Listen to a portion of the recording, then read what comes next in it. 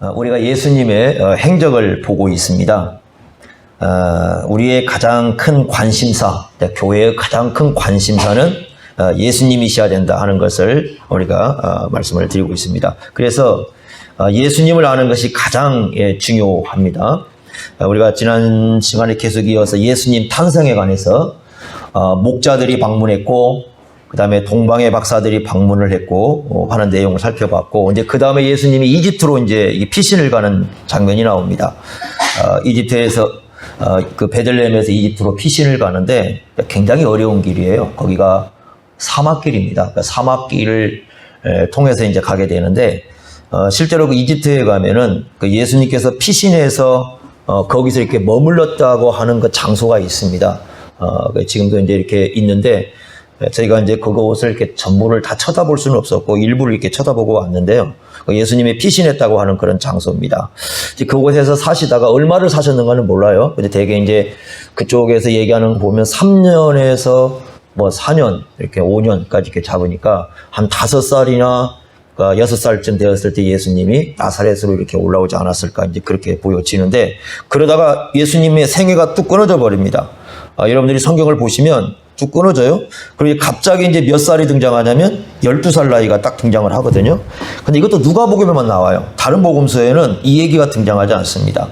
그래서 예수님이 이제 다른 복음서에는 그 생애 초기에 태어난 건 나오다가 갑자기 30살로 이렇게 딱 이게 가셔가지고 한 그 공생에 시작할 때만 이렇게 등장하는데, 누가복음에는 갑자기 12살을 딱 등장을 시킵니다. 그러니까 이 누가복음에서만 그 예수님의 그 중간 지점, 그러니까 12살 나이에 어떤 일이 있었는가 그걸 알 수가 있는데, 이제 궁금한 건 왜 12살이 갑자기 등장하냐 하는 겁니다. 12살 나이가 왜 여기에 갑자기 등장을 하고 도대체 우리에게 뭘 가르쳐 주시기 위해서 이 12살이란 나이를 예수님께서 등장을 시켰는가라는 걸 우리가 생각해 봐야 되겠는데, 이 말씀은 여러분 두 개로 감싸 있습니다. 이렇게 두 개로. 지금 41절부터 51절까지 읽었는데, 이 말씀이 두 구절로 감싸져 있는 것이 뭐냐면 예수님의 자라나심에 대한 얘기입니다. 그래서 어디를 보시냐면 두 군데를 우리 한번 먼저 보겠는데요.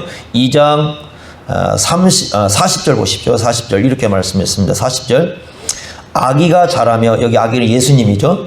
예수님이 자라면서 강하여지고, 그 다음에 뭐라고 하냐면 지혜가 충만하며 하나님의 은혜가 그의 위에 있더라, 이렇게 말씀을 해요. 예수님이 사람으로 오셨으니까 이렇게 자라나겠죠, 그죠? 그 다음에 강하여졌다는 말은 건강을 얘기하는 겁니다. 예수님이 건강하게 자라나셨다, 이제 그런 뜻인데, 중요한 건 뭐가 충만해지고 있다는 겁니까? 자라나면서 지혜에 대한 얘기를 하고 있어요. 근데 52절 보세요, 52절. 그러다가 다시 또 예수님의 자라남에 대한 얘기를 하는데, 여기는 이제 그 앞에서는 건강을 얘기하고 지혜를 얘기했는데, 여기는 뒤바꿔 놔버렸습니다. 그래서 어떻게 말씀하고 있냐면 52절 보시면 예수는 그 다음에 뭘 앞에 등장시켰어요? 지혜이죠. 그리고 키가 자라났다. 키가 자라났다는 건 뭡니까? 예수님이 나이를 점점 먹어갔다, 그 말이죠. 지혜가 자라나고 키가 자라가면서 어떻게 됐느냐? 하나님과 사람들에게 더욱더 어떻게 되었다? 사랑을 받았다. 그러니까 한쪽에는 그 40절에는 하나님의 은혜를 받았다라는 말씀을 하고 있고요. 그 다음에 52절에는 하나님과 사람들에게 뭘 받았다고요? 사랑을 받았다, 이렇게 얘기하는데, 그 중심에다 뭐가 있습니까? 지혜가 있습니다. 지혜. 여기 지혜를 좀 여러분들이 명심해 보시기 바랍니다. 자, 그러면 12살 때 어떤 일이 발생했는가? 46절 한번 보십시오. 46절. 사흘 후에 그 성전에 예수님이 계시죠? 성전에 보이는 예수님이신데, 그가 이 선생들 중에 앉아서, 여기 선생들은 율법을 가르치는 선생이에요. 그러니까 하나님의 말씀을 가르치는 선생들인데, 그 하나님의 율법을 가르치는 선생들 사이에 앉아서 뭐 하고 있었냐면 듣기도 하고 묻기도 하고, 12살 먹은 예수님이 그 율법을 가르치는 선생들과 묻고 답하는 이 문답식 교육을 지금 여기서 하고 있는 걸 볼 수가 있습니다. 그런데 47절 보십시오. 이게 중요한 말씀인데 다 같이 한번 읽겠습니다. 47절 시작. 듣는 자가 다 그 지혜와 대답을 놀랍게 여기더라. 자, 여기 뭘 또 중요하게 다루고 있어요? 지혜 문제죠. 자, 아까 옆에서 40절에 뭐에 대한 얘기를 했습니까? 지혜 문제 얘기했고, 52절에요. 지혜 문제 얘기했고, 그럼 47절에는 지혜의 문제를 얘기했습니다. 그렇다면 여기 12살에서 예수님에 대해서 생애를 갑자기 딱 언급하는 문제는 뭐에 대한 중요성을 지금 부각시키고 있습니까? 지혜의 문제죠. 그러니까 이런 거죠. 예수님이 12살 정도가 되었을 때 어느 정도 지혜가 있었는가? 예수님이 어느 정도까지 이 지혜가 자라나게 되었는가? 지혜가 자라나게 해냈는데 어느 정도냐 그랬을 때 율법을 가르치는 선생, 즉 하나님의 말씀을 가르치는 선생과 묻고 답을 할 수 있을 정도로. 그러니까 성경을 가지고, 우리가 말하면 성경을 가지고 물을 수도 있고 성경을 가지고 답을 할 수도 있고 그런 정도로 지혜가 자라났다. 그래서 뭐라고 얘기합니까? 거기 47절에 보니까 놀랍게 여겼다. 그러니까 그 듣는 사람들이 이 옆에서 직접 이제 예수님을 경험했던 선생들도 있을 것이고요. 그 묻고 답하는 걸 옆에서 보고 있는 사람들이 있을 거 아니겠습니까? 전부 다 어떻게 여겼어요? 그 사람들이 놀랍게 여길 정도로 예수님이 뭐가 있었다는 겁니까? 지혜가 있었다. 자, 그래서 여기서 우리에게 이제 한 가지 중요하게 보여주는 것은 누가복음이라는 그 내용이 뭘 우리에게 중심적으로 얘기해 주느냐. 누가복음이 예수님이 사람으로 오셔서 행하신 일이 뭔가에 대한 아주 중요한 얘기를 좀 우리에게 많이 해주고 있는데요. 그래서 예수님의 인성을 나타내면서 우리에게 뭘 가르쳐 주느냐. 참된 인간다움이 뭘까? 이게 참된 인간다움. 우리가 사람이거든요. 사람으로 사는 존재인데 인간으로 산다는 것, 사람으로 사는 건데 어떻게 사는 것이 참다운 인간다운 삶을 사는 건가? 그랬을 때 뭐가 자라나야 된다고 지금 초점을 두고 있습니까? 지혜. 이 지혜가 자라나야 된다. 네? 여러분이나 저나 다 나이 먹지요, 그죠? 우리가 나이를 먹습니다. 그런데 나이를 먹을 때 누가가 가르치는 건 뭐냐면 나이를 먹으면서 동시에 뭐가 자라나야 돼? 예수님처럼 이 지혜가 자라나야 사람답게 살 수 있다는 거예요. 그러니까 나이를 먹어서 사람답게 사는 게 아니고 나이를 먹으면서 동시에 뭐가 자라나야 됩니까? 지혜가 자라나야 돼. 그러니까 지혜가 자라나야 이 사람답게 사람이 살아갈 수 있다 이렇게 얘기합니다. 그런데 여러분 지혜가 자라난다는 게 뭐냐? 그래서 지혜가 자라난다는 건 여기 보니까 두 가지 지금 내용을 생각해 볼 수 있죠. 첫째는 여러분들이 그 잠언을 기억하시죠? 잠언 1장 7절 여호와를 경외하는 것이 모든 지혜의 근본이시죠. 그러니까 첫째는 여호와를 경외하는 게 있어야겠죠. 하나님을 진짜 경외를 해야죠. 마음속에서부터 우리 하나님의 경외하고 하나님을 예배하는 마음이 있어야 되고, 두 번째를 보시면 여기 지금 예수님이 뭘 하고 있냐면 율법 교사들과 율법을 가지고 뭐 하고 있습니까? 서로 묻고 답하는 것이 있죠. 그러니까 이걸 뭐라고 볼 수 있냐면 하나님의 말씀에 대한 올바른 이해, 이게 두 가지가 이제 중요한 거죠. 여호와를 경외하는 것과 하나님의 말씀을 올바로 이해하는 것. 그러니까 하나님의 말씀을 올바로 이해하는 것을 여러분 시편 110편에 보시면 그걸 뭐라고 부르냐면 지각이라고 부르요. 지각. 그러니까 올바른 지각을 우리가 가지고 있어야 된다 이렇게 말씀을 합니다. 자, 그러면 지혜라는 건 일단 아는 것과 연관이 되어 있어요. 그래서 아는 것과 연관이 되어 있는데 특히 이제 성경을 아는 것인데요. 여러분 지식이라는 건 안다는 건 특히 두 가지로 나눌 수가 있습니다. 하나는 정보적 지식이라는 게 있어요. 정보적 지식. 그러니까 이 사람 뭔가에 대해서 이게 정보적으로 우리가 가지고 있는 지식이 있고요.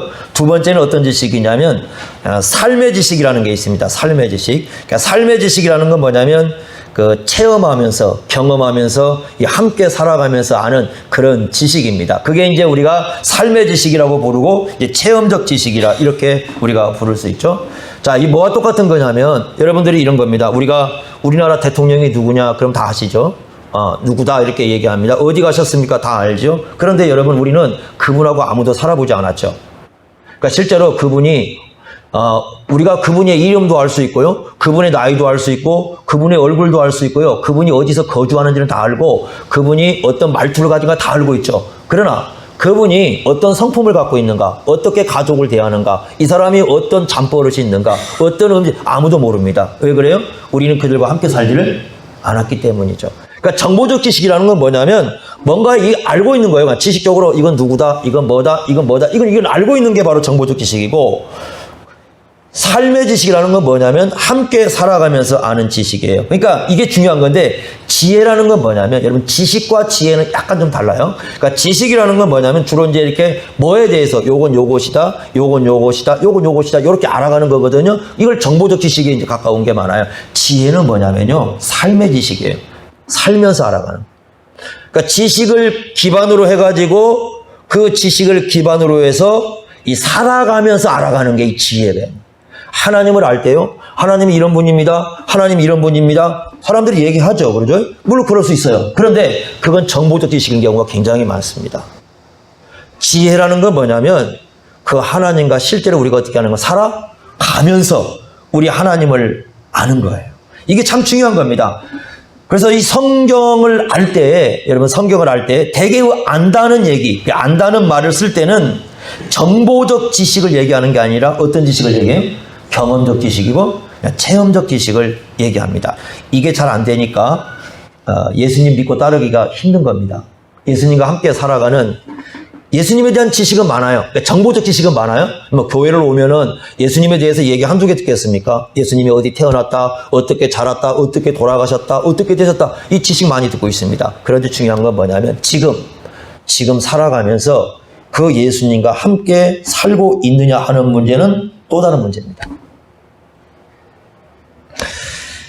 요한계시록 10장 9절에 보시면요, 이런 말씀을 합니다. 하나님의 말씀을 먹으라, 이렇게 먹으라. 여러분, 빵을요, 요게 무슨 빵이다, 요게 무슨 빵이다, 요게 무슨 빵이다 아는 것은 지식의 문제죠. 근데 그 빵을 실제로 먹는 거요, 이건 체험적 지식입니다. 그렇지 않습니까? 그런다고 이게 빵이 아니라고 먹는 건 아니에요. 빵이라고 알고 먹는 거잖아요. 그러니까 지식에 기반해서 먹는 게 지혜예요.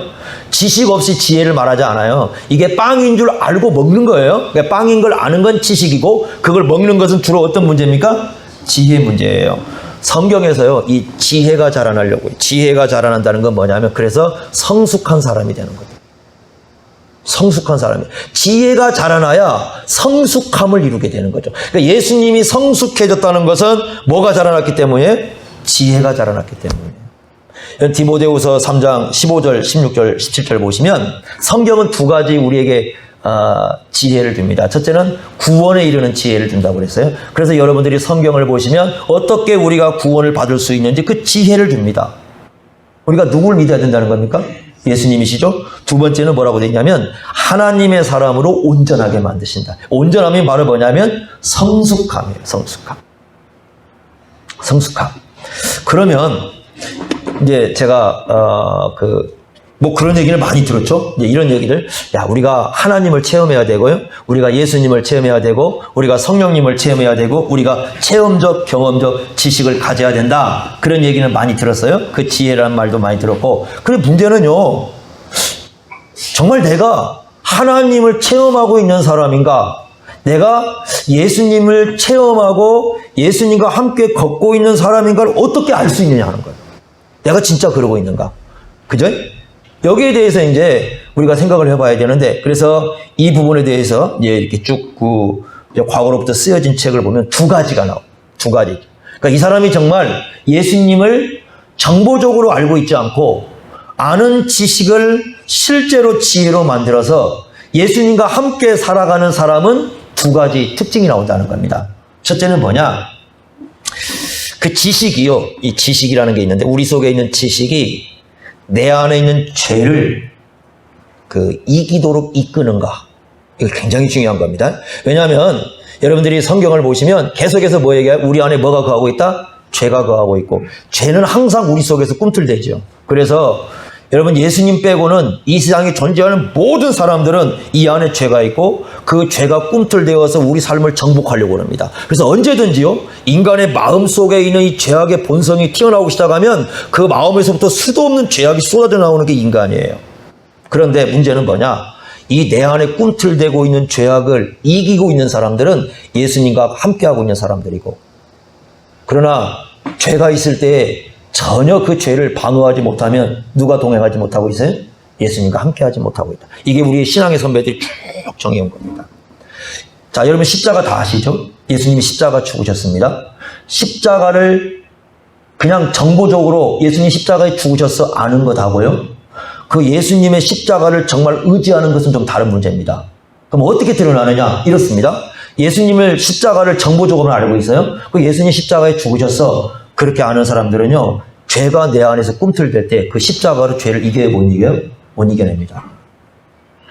그런데 예수님의 십자가를 내 안에서 경험하는 사람은 어떻게 하느냐? 죄가 우리 속에 꿈틀댈 때 그 십자가 밑으로 가는 거예요.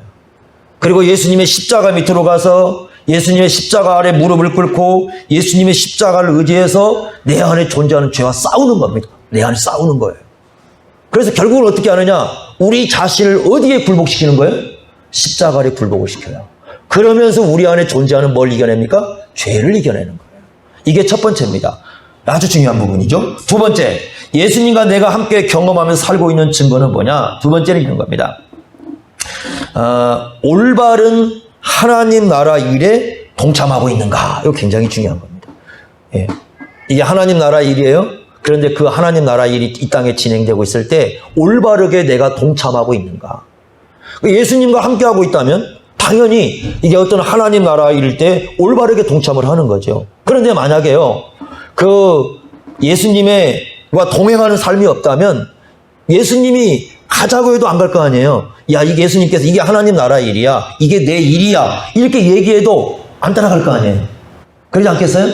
그 예수님께서 야, 정말 이게 중요한 일이고 이게 하나님 나라 일이고 이게 하나님의 영광을 위한 일이야. 그렇게 말씀했을 때 예수님과 동행하는 사람은 주님께서 그렇게 그 부분이 중요하시다면 제가 주님 말씀이 어떻게 하겠습니다? 순종하고 따르겠다. 이렇게 되는 거잖아요. 그런데 만약에 주님과 동행하지 않으면은 아무리 예수님을 주여 주여 해도 뭐합니까? 주님께서 말씀하실 때 따르지를 않는 거죠. 이 두 가지가 차이가 있어요. 그래서 두 가지를 놓고 정말 예수님과 함께하는 삶인가를 묻습니다. 첫째는 당신의 십자가의 지식이 당신의 죄악을 이기는 싸움을 하고 있느냐 하는 게 첫 번째 질문이고, 두 번째는 뭐냐? 예수님께서 하나님 나라의 일이라고 말씀하는 것에 올바르게 내가 동참하고 있느냐, 이 두 가지로 묻습니다. 여러분 어떻습니까? 이런 부분에서 우리의 지혜는 자라나고 있을까요? 그 사람이 나이를 먹으면요, 이렇게 저도 이제 쭉 경험을 해보면 뭔가 익숙해져요. 익숙해집니다. 그런데 사람이 나이를 먹으면서 익숙해진 게 세 가지 방향으로 나옵니다. 첫째는 어떻게 하냐면, 여러분도 한번 저를 생각해 보세요. 이 나이를 먹으면서 자기 자신과 익숙해지는 사람이 있어요. 그러니까 자기 자신과만 익숙해져요. 그런 사람은 어떻게 되느냐? 사람이 나이를 먹으면서 옹졸해지고 자기밖에 모르고 나만 알고 나 아니면 아무것도 바라볼 줄 모르는 옹졸함에 빠져요. 그러면 그 삶이 어떻게 되는 줄 아십니까? 그 삶이 굉장히 옹졸하게 나와요. 그럼 어떤 사람이냐면 점점 나하고만 익숙해져요. 자기 자신하고만 익숙해진 사람들이 있어요.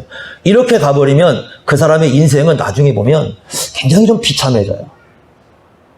수도 없이 많이 봅니다. 그런 사람들이. 세상에서도 많고 교회 안에서도 많고, 그러면 나하고만 친해져요. 그러니까 내 생각, 내 마음, 자기 주장만 굉장히 강해집니다. 그런 사람들이 있어요.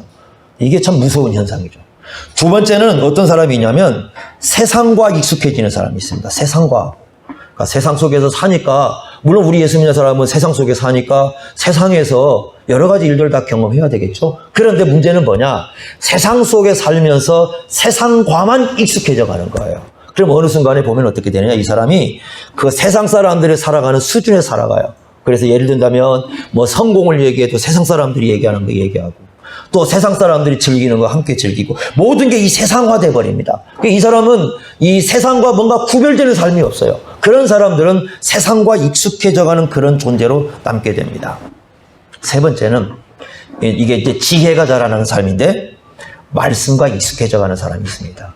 점점 세월이 가면서요, 하나님의 말씀이 익숙해져 가요. 그러니까 처음에 여러분이나 저나 성경을 대할 때 굉장히 낯설죠. 모르는 용어들, 모르는 얘기들 얼마나 많습니까? 그런데 세월이 가고 시간이 가면서 점점 이게 누구하고 뭐하고 익숙해지면 말씀하고 익숙해지죠. 그러니까 말씀하고 익숙해진다는 건 어떤 뜻을 갖고 있냐면, 어느 순간에 우리의 마음이, 우리의 생각이, 우리의 감정이, 우리의 의지가 점점 뭐에 가까워져 있어요? 말씀에 가까워져 있어요. 굉장히 중요한 거고.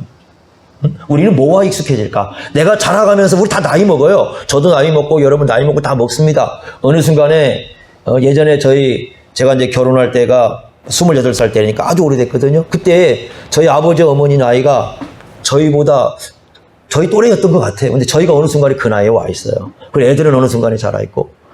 여러분, 이런 세월이잖아요? 쭉 이렇게 세월이 우리가 흘러가면서 어느 순간에 나이 먹고 있습니다. 그런데 우리는 뭔가 우리는 자라면서, 뭔가 나이를 먹으면서 어디엔가 익숙해지고 있고, 어디엔가 우리는 접촉이 되고 있습니다. 그것이 우리 자신인지, 아니면 세상인지, 아니면 성경인지, 우리 한번 물어봐야 될 중요한 시점에 우리가 서 있다고 보여집니다.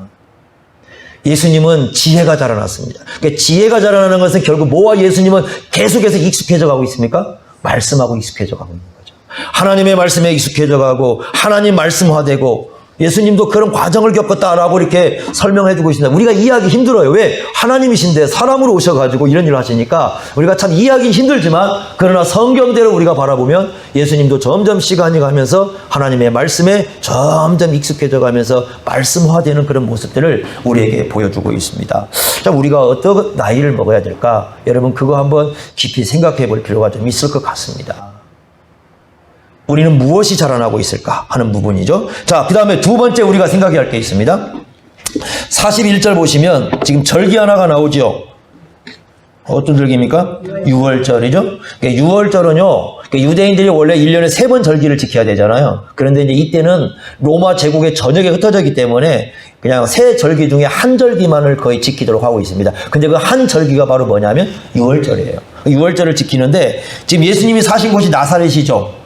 나사렛에서 예루살렘까지 오는데 나사렛에서 예루살렘까지 거리가 한 130km 정도 됩니다. 130km 정도 되면은 만약에 이제 보통 사람들이 1시간에 좀 빨리 걸으면 4km 정도 걸을 수 있다고 그래요. 그러니까 4km 정도 걸으면 보통 8시간 잡고요. 그럼 8시간 잡으면 한 32km 정도 되죠.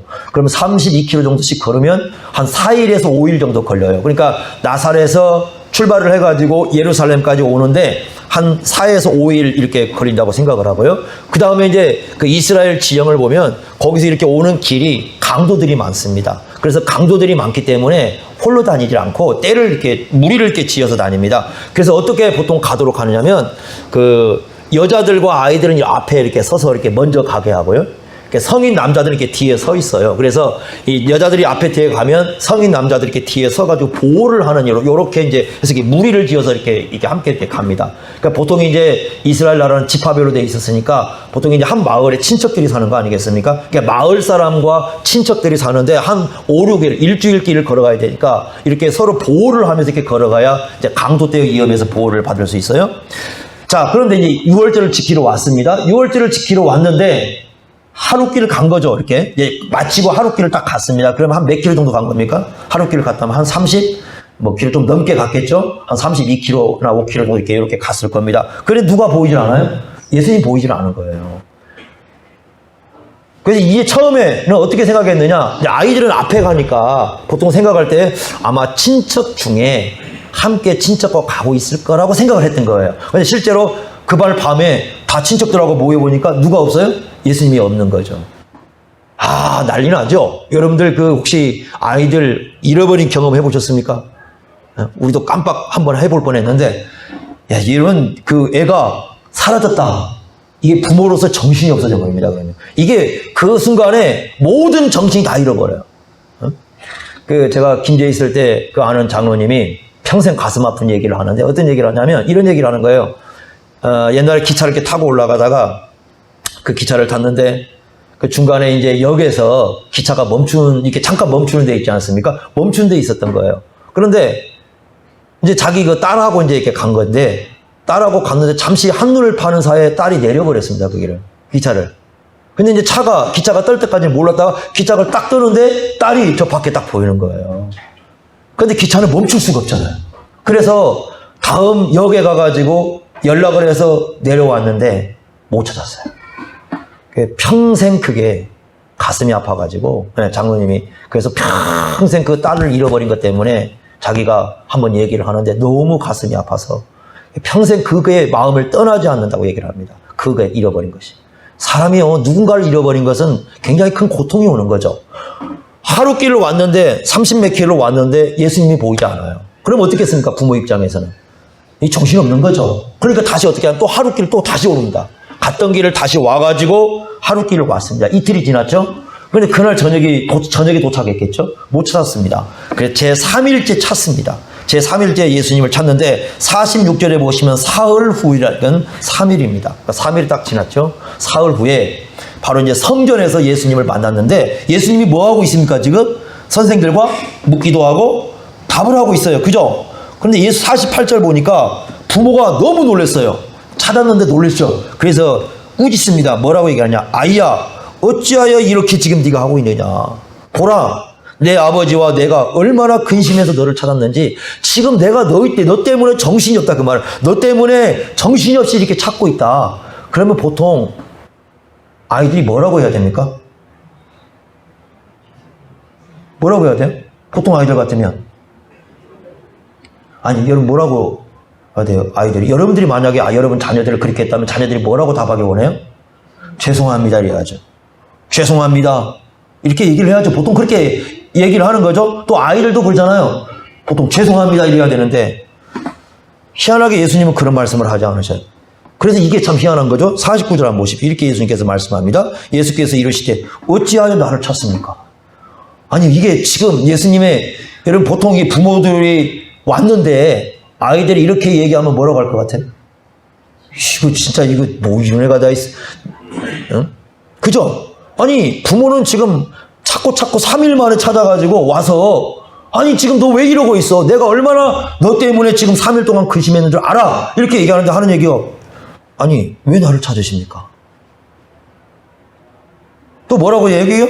내가 내 아버지 집에, 아버지 집은 어디에 하는 거예요? 성전이잖아요. 성전에 있어야 될 줄을 알지 못합니까? 내가 이 성전에 있어야 된다는 것, 마땅히 있어야 되는 것 아니 모르십니까? 라고 얘기를 하는 거죠.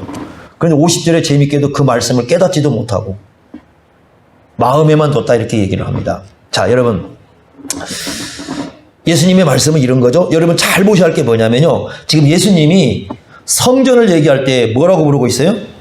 네, 아버지의 집이죠. 자, 성부 하나님을 누구라고 부르고 있습니까? 아버지라고. 이게 중요한 힌트입니다. 그러니까 지금 성부 하나님을 뭐라고 부르고 있어요? 아버지라는 거죠. 그럼 예수님 자신이 누구라는 겁니까? 아들이시죠. 지금 여기서 아버지는 누구예요? 원래? 요셉이잖아요. 요셉이죠 지금. 어쨌든 육신적으로 지금 예수님을 돌보고 있는 분 요셉이니까 아니 예수님이 요셉을 향해서 불러야 되는데 그렇지 않고 누굴 얘기하고 있어요? 성부 하나님이죠. 이런 겁니다. 예수님의 말씀은 지금 이쯤 됐으면 12살이면 이제는 그 요셉과 마리아가 자신과 예수님과의 관계를 생각하지 말고 예수님과 누구 관계를 생각해야 돼요? 하늘에 계신 아버지를 이제는 생각해야 때가 되지 않았습니까? 그 얘기겠죠. 그러니까 지금 여기 무슨 얘기냐면 예수님이 왜 나를 찾아서 뭐하러 이 얘기를 하는 게 아니고 지금 이쯤이면 이제 어떻게 해야 되느냐? 당신은 이제는 육신적으로 부모와 자녀 간의 관계가 아니라 예수님을 성부 하나님과 예수님과의 관계에서 생각해야 할 때가 됐는데 아직도 당신들은 지금 당신들과 나와의 관계에서만 생각하십니까? 라고 예수님이 말씀하고 있는 거예요. 굉장히 중요한 겁니다, 이게. 요셉은요, 여러분 이런 겁니다. 요셉은 마태복음 1장 20절에 보면 그 천사가 와가지고 계시를 줬죠. 어떤 계시를 줬었냐면 예수님은 누구로 잉태하신 분이다? 성령으로 잉태하실 분이다. 마태복음 1장 18절 보시면요, 마리아는 가브리엘 천사가 자기를 찾아와서 자기에게 잉태할 자는 누구로 잉태했다고 그랬어요? 성령으로 잉태했다고 그랬어요. 그죠? 특별한 경험이죠. 여러분 평생 살 때 천사가 찾아온 적이 있어요? 없어요? 만약에 있다면요. 얼마 전에 어떤 분이 꿈을 꿨다고 얘기하시더라고요. 꿈을 꿨는데 자기가 하나님을 봤답니다. 하나님을 봤는데 그 하나님의 얼굴을 직접 본 게 아니라 뭔가 환한 빛으로 이렇게 오셔가지고 자기에게 이렇게 찾아오셨다고 그래서 제가 그랬습니다. 참 중요한 경험이다. 좋은 경험이니까 이제 간직하고 있거라. 제가 그렇게 얘기했거든요. 그럴 수 있죠. 그럼 여러분들이 만약에 그런 경험을 했다면 평생 있겠어요? 안 있겠어요? 안 있겠죠? 더군다나요. 마리아도 마찬가지고 요셉도 마찬가지고 천사가 와서 예수님 이름을 가르쳐줬죠. 우리가 지난번에 말씀한 것처럼 예수라는 이름을 짓도록 만드신 분은 하나님이시죠. 그것도 굉장히 특별한 경험이죠. 그리고 애가 태어났는데 누가 찾아왔어요? 목자들이 찾아오고 그 다음에 누가 왔습니까? 동방에서부터 박사들이 와가지고 누구에게 경배했어요? 예수님께 경배를 했잖아요. 그러면 분명히 예수님이 어떤 분인가? 특별한 분이구나. 하나님이 보내셔서 이 땅에 왔구나. 이 정도는 잊어버리면 안 되죠. 잊으면 안 되죠. 왜냐하면 그 어린 시절에 너무 예수님에 대한 특별한 경험이 있어. 천사도 찾아왔죠. 하나님의 계시도 있었죠. 그 다음에 실제로 동방의 박사들도 오고 목자들도 오고 이 어린 시절 너무나 특별한 경험을 이 부모로서 했잖아요. 그럼 잊으면 됩니까? 안 됩니까? 안 되는 거죠. 문제는 뭐냐면 시간이 점점 흘러가니까 그러면 예수님이 이제 그 부모와 같이 살 거 아니겠습니까? 그러다 보니까 어떻게 되느냐? 점점 그 시간을 잊어버리는 거예요. 그 사건을 잊어버리고 이제 어떻게 돼요? 예수님과 자신들의 관계를 부모와 자식 간에서만 자꾸 생각하게 이렇게 되는 경향이 발생을 해버린 거예요. 그러니까 이게 예수님 말씀은 예를 들면 그 당시만 얘기하는 게 아니고요. 점점 이 시간이 지나오면서 이 예수님이 자라나면서 예수님이 이제 성인이 돼가잖아요. 예수님이 성인이 돼가면 이제는 이 예수님이 이 땅에 오신 목적이 있고 사명이 있잖아요. 그 사명을 생각하고 이제 어떻게 해야 되느냐? 지지를 해줘야 되거든. 이제부터는 이제 보통 유대인들은 13살 되면 율법의 아들이라고 불러요. 이때부터 성인식을 해요. 그럼 13살 되면 성년입니다. 그러면 이 나이가 차오면 어떻게 해요? 부모는 이제부터는 그 자식이 독립적으로 하나님 뜻 가운데 살아갈 수 있도록 이 지지를 해주는 그런 바탕이 돼야 되는데 지금 요셉과 마리아는 그것을 생각하지 않고 시간이 지내오면서 예수님이 어떤 분인가를 잊어버리고 그냥 내 자식이다. 그러니까 이런 정도로 생각하면서 예수님을 점점 대하고 있었던 것이죠. 여기에 대해서 예수님께서 얘기하는 겁니다. 그거 잊으면 안 된다는 거죠. 왜 예수님이 이 땅에 오셨는지, 예수님이 누구신지, 예수님이 누구시며 이 땅에 오셔서 뭘 하려고 하시는지 그걸 잊어버리면 안 된다고 가르쳐주고 있는 겁니다. 마리아도 점점 그걸 잊어버렸어요. 요셉도 그리고요. 여러분 그 신앙생활 하면서요. 이 사람이 잊어버려서는 안 되는 게 있습니다. 근데 그 신앙생활 이렇게 오래 하다 보면 이상하게도 자꾸 예수님이 어떤 분인가를 잊어버려요. 내게 있어 예수님이 어떤 분인가, 내가 어떤 존재인가, 뭐 그런 걸 잊어버릴 때가 굉장히 많은데 여러분 우리가 정말 그거 조심해야 됩니다. 그러니까 신앙이라는 것은 터가 예수님이시고 우리는 모두 다 어디에 서 있는 사람들이에요? 예수님 어느 순간에 그걸 잊어버려요. 이게 굉장히 심각한 겁니다. 우리가 이 삶을 살면서 잊지 말아야 하는 게 3가지가 있어요. 첫째, 진짜 예수를 믿는다면 은혜를 잊으면 안 됩니다. 여러분 사도 바울도 그러지 않겠어요? 고린도전서 15장 10절에 보면 바울이 참 그게 이해가 되는 게 뭐냐면 바울이 이런 얘기합니다. 내가 사도가 된 것은 누구의 은혜다? 예수님의 은혜다. 그래서 그 은혜가 너무 감사해서 어떻게 했다? 모든 사도보다 더 많이 수고를 했다 이렇게 얘기하잖아요. 근데 그 다음 구절이 너무나 가슴에 와닿아요. 그러면서 뭐라고 하냐면 이렇게 얘기합니다. 모든 수고를 정말 죽도록 수고했지만 그것조차도 하나님의 뭐다? 은혜다. 겸손으로 내려가고 있어요. 은혜를 잊어버리면 어느 순간에 교만해져요. 우리가 평생 잊으면 안 되는 게 하나님의 은혜예요. 내가 어떻게 예수를 믿게 되었는지, 내가 어떻게 하나님의 자녀가 되었는지, 내가 왜 이렇게 하나님 나라 일을 하게 되었는지, 우리는 2가지 은혜가 있어요. 첫 번째는 예수님 믿는 게 은혜예요. 두 번째는 주님의 몸된 교회에서 직분을 맡아가지고 주님 나라 일을 하는 게 은혜예요.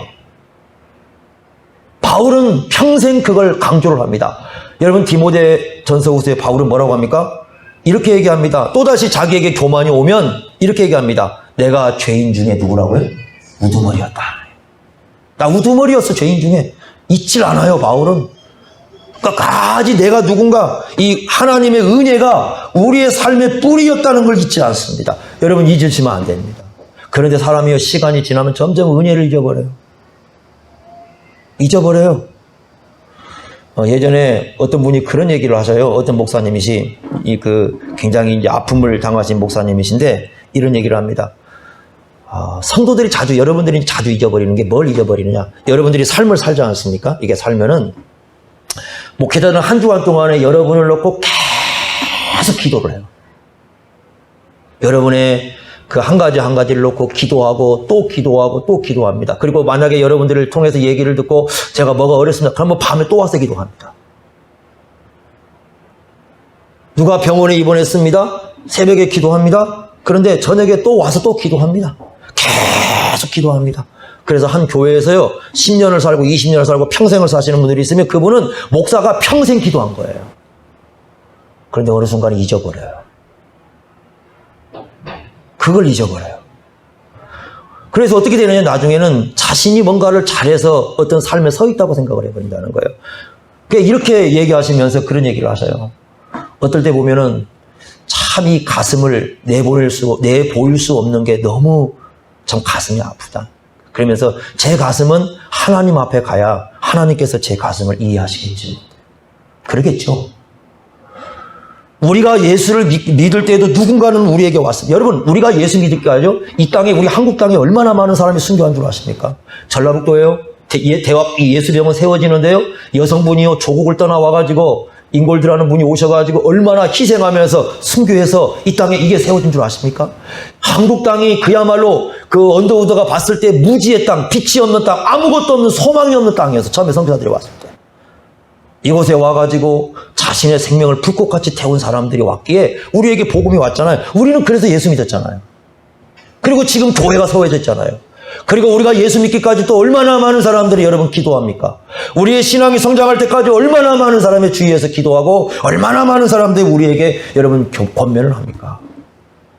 우리가 한 사람 세워지기까지는 수많은 일들이 있습니다. 그게 은혜의 뿌리예요.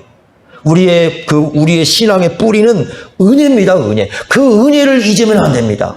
평생 잊으면 안 됩니다. 항상 우리에게 겸손이 무너질 때는 은혜 아래 또다시 내려가야 되는 거. 요거 잊으면 안 됩니다. 두 번째는요, 자기 정체성을 잊으면 안 됩니다. 내가 누굴까? 여러분, 우리가 누굽니까? 예수 안에 있으면요, 바울이요, 사도 바울이 사도 바울 서신에 가장 많이 쓰고 있는 표현이 뭐냐면 이런 겁니다. 너희는 예수 안에 있는 사람들이다. 이거 잊지 마라. 우리 정체성입니다. 우리는 그래서 그 루터가 얘기한 대로 우리는 죄인인과 동시에 누구예요? 의인이고요. 의인인과 동시에 누굽니까? 죄인입니다. 예수님으로 말미암아 의인이 되었고 또 우리는 때로는 우리 안에 죄가 거하기 때문에 죄인으로 모습이 드러나고 우리는 이 양면을 가지고 살아가는 존재들인데 그럼에도 불구하고 우리는 누구 안에 있는 사람들이에요? 예수 안에 있는 사람들이에요. 예수 안에 있다는 것은요, 우리가 뭘 해서가 아니라 우리 그냥 존재 자체를 예수님이 뭐 하신다는 거예요? 사랑해 주시는 거예요. 그냥 이 모습 그대로 그냥 우리 존재 자체를 예수님이 사랑해 주셔가지고 우리가 이 자리에 있는 거예요. 여러분들, 제가 이렇게 살아와도 보면 우리가 잘나가지고 우리가 뭔가 하나님께 똑 부러지게 해가지고 하나님이 우리를 돌보실 그거 아니에요. 그냥 하나님이 우리를 돌보시고 우리를 사랑해 주시고 우리를 이만큼 인도해 주신 것은 우리가 누구 안에 있기 때문이에요? 예수 안에 있기 때문에. 그 이유 하나밖에 없어요. 잘난 것 따지면 우리 아무것도 하나님께 내세울 거 없습니다. 그냥 예수 안에 있기 때문에 하나님이 우리를 사랑해 주셨고 예수 안에 있기 때문에 하나님은 우리가 비록 연약하고 부족하고 우리에게 많은 죄도 있고 결핍도 있지만 그럼에도 불구하고 우리를 어떻게 한 겁니까? 사랑해 주시는 거예요. 이 정체성, 우리 자신의 정체성을 잃으면 안 됩니다. 세 번째는요, 삶의 제일 되는 목적을 잃으면 안 됩니다. 내가 왜 살았는지. 적어도 우리는 그건 알아야 되지 않겠어요? 내가 왜 사는지. 제가 드라마 보는 중에 별로 드라마 잘 보거든요. 근데 하나 즐겨보았던 계속 여러 번 본 게 하나가 있습니다. 불멸의 이순신하고 왜 제가 보냐면 정말 너무 많은 사람들이 나와요. 뭐냐, 이순신 장군은요, 제 이름입니다. 칼을 들고 어떻게 하면 나라를 구할까 이러고 있는데 밑에 있는 사람 지들끼리 싸움합니다. 칼 들고 이렇게. 그죠? 또 저쪽에서는 뭐 하고 있는지가 장사꾼들이 그 전쟁 중에 나라 팔아먹은 짓을 하고 있잖아요. 이렇게. 또 저쪽에서는 뭐 하고 있습니까? 선조가 그냥 시기심 때문에 어떻게 이순신을 갖다가 쫓아낼까 이 연구하고 있잖아요. 대신들은 뭐 하고 있습니까? 내가 어떻게 권력을 유지할까? 거기 어디서 붙어 있을까? 요거잖아요. 제가 그거 보면서 나라가 위기에 처했는데 어떤 사람은 나라를 위해서 어떻게 하면 이 나라를 구할까를 연구하고 밤새 잠 못 자고 쓰러지고 죽어가고 이러고 있는데 옆에서 한다는 것들은 서로 칼 잡고 서로끼리 막 칼 잡고 싸우고 있고 서로 권력 다툼하고 있고 뒤에서 시기하고 있고 또 나라를 팔아서 장사꾼을 하고 일본에 팔아먹고 저 중국가 팔아먹고 별짓을 다 했구나. 그래서 제가 그거 보면서 군상을 봅니다. 사람들의 모습을 봐요. 또 하나가 뭘 보냐면 낭만 김사부인가요? 제가 그거 즐겨봅니다. 거기 보면 그 한 가지 멘토가 이 정말 의사잖아요. 기가 막혀요. 근데 그 중에 많이 나온 얘기가 뭐냐면 이런 얘기입니다. 그 밑에 있는 애들 이렇게 다 좀 삶을 힘들게 사는 사람 들어오지 않습니까? 그러면 꼭 하는 얘기가 뭐냐면 적어도 네가 왜 살아야 하는지 그 질문은 포기하지 말아요. 여러분 보십시오. 그 얘기합니다. 네가 왜 살아야 되는지, 네가 사는 이유가 뭔지, 네 생명이 왜 존재해야 되는지, 네가 왜 의사가 되었는지, 네가 왜 살아야 되는 그거 하나는 절대로 그 질문은 포기하면 안 된다. 네가 일평생 동안 네가 그 질문을 붙잡고 인생을 살아갈 때 그나마 네 인생이 의미 있게 되는 거지. 만약에 네가 그 질문을 포기하는 순간 너의 인생은 끝난다고 생각하라. 이게 아주 중요한 멘토거든요. 그 CC제때로 나옵니다. 그 얘기 한번 보세요. 그 CC제때로 나오거든요. 굉장히 중요합니다. 예수 믿는 사람도 마찬가지예요. 우리가 왜 살아야 되는지, 우리가 왜 이 땅에 존재해야 되는지, 우리 삶의 제일 되는 목적이 무엇인지, 소요문답이 일문답에 나온 것처럼 하나님의 영광을 위하여 사는 것이고 하나님을 즐거워하는 게 인생의 목적이라고 하는데, 이 삶에 대한 우리의 길을 포기하는 순간 우리는 인생의 의미를 잃어버립니다. 길을 잃어버려요. 그래서 일평생 우리는 이거 잊지 말아야 됩니다. 그런데 자주 잊어요. 문제는 뭐냐면 자주 잊게 돼 있어요. 은혜도 마찬가지고 우리 정체성도 마찬가지고 삶의 제일 되는 목적도 마찬가지고 시간이 이렇게 점점 지나면 우리 자주 잊어버려요. 저도 잊고 여러분 다 잊을 겁니다. 한 번씩. 그럴 때마다 다시 누구에게 돌아와야 돼요? 예수님에게 돌아와야 됩니다. 예수님의 12살 때의 말씀. 12살 때 예수님이 말씀하셨던 것. 왜 하나님이 예수님을 이 땅에 보내셨는지, 예수님이 왜 살아야 되는지, 당신은 부모인데 그걸 경험했는데 그거 잊으면 안 됩니다. 그걸 잊었기 때문에 제가 왜 이 성전에 있어야 되는지 당신은 지금 이런 얘기를 하고 있습니다. 라고 얘기를 하고 있습니다. 우리 한번 이런 부분에서 우리 자신을 한번 중요하게 돌이켜 보시기를 바랍니다. 예수님의 12살, 그 12살 때 했던 얘기는 너무도 중요합니다. 지혜가 무엇인지, 그리고 예수님이 왜 이 땅에 오셨는지를 가르쳐주는 너무도 중요한 말씀이에요. 그래서 이 12살 얘기를 끼워놓고 있습니다. 이런 점을 우리가 기억하시면서 우리 예수님이 말씀하신 것 가슴에 새기고 적어도 일평생 동안 하나님의 은혜가 우리를 지배하고, 그 다음에 우리가 예수님 안에 있다는 이 정체성 잊지 말고, 그리고 우리가 왜 살아야 되는지, 적어도 우리 이 내용만은 이 마음속에 갖고 여러분 사셔야 됩니다. 그래야 우리의 인생이 이 땅에 살아가는 동안, 여러분 모르잖아요, 우리가. 제가 이번에 또 우리가 그 물난리 사건 나면서 참 모른다. 하루아침에. 여러분 이번에 죽으신 분 중에 전라북도 사람도 있잖아요. 응? 전라북도 사람도 있잖아요, 거기. 그리고 거기 선생도 있고요.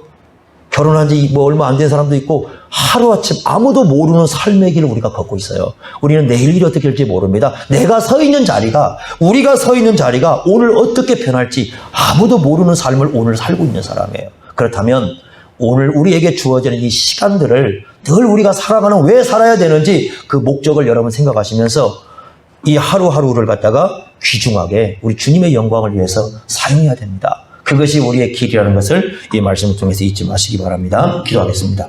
하나님 아버지, 예수님의 12살, 그것이 어떤 의미를 우리에게 갖고 있는지를 생각해 봅니다. 예수님의 12살은 우리가 지혜가 자라나야 된다는 것을 가르쳐 주시고, 우리가 왜 살아야 되는지 그 질문을 일평생 포기하지 말고 그 질문을 따라서 이 땅에서 살아야 된다는 것을 가르쳐 주십니다. 이 말씀을 가슴 깊이 새겨서 우리의 일생 사는 동안 우리 예수님을 뿌리에 두고 예수님 안에서 살아갈 수 있도록 저희들을 인도하여 주옵소서. 예수님의 이름으로 기도하옵나이다. 아멘.